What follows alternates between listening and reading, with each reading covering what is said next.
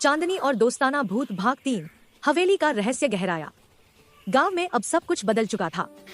वो पुरानी हवेली जो कभी लोगों को डराती थी, अब बच्चों की हंसी से गूंजती थी।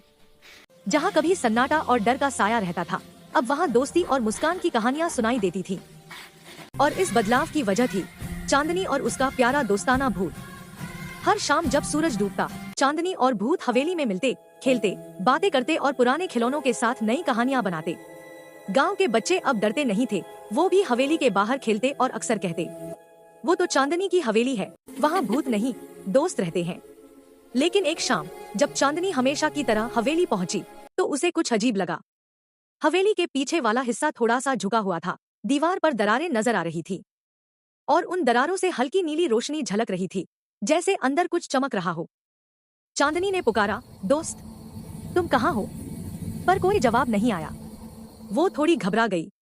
भूत कभी बिना बताए गायब नहीं हुआ था। उसके दिल में एक अजीब सी बेचैनी उठी। कहीं मेरे दोस्त को कुछ हो तो नहीं गया?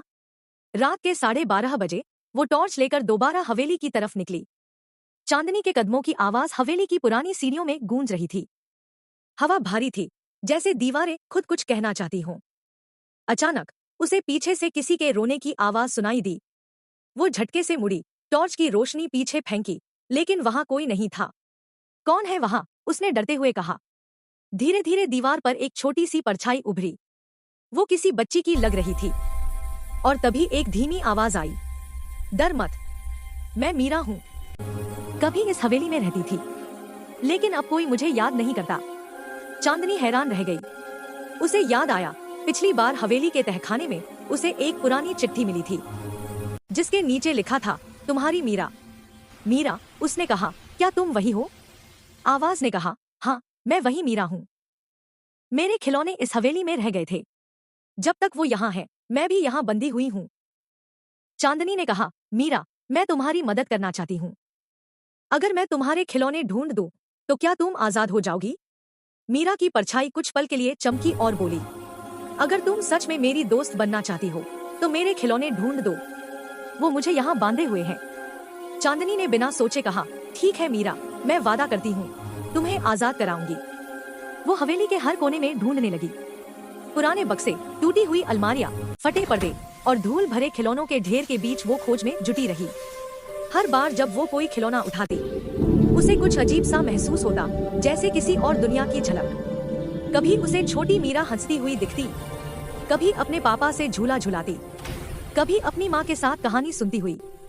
हर खिलौने के साथ हवेली की दीवारें चमकने लगती, जैसे हर याद एक नई रोशनी जगा रही हो। धीरे धीरे हवेली का अंधेरा कम होने लगा। पुराने जालों की जगह रोशनी फैलने लगी। और तभी उसका पुराना भूत दोस्त उसके पास आया। वो मुस्कुरा कर बोला, चांदनी, तुम वही कर रही हो जो कोई इंसान नहीं कर सका। तुम हवेली को उसकी यादें लौटा रही हो।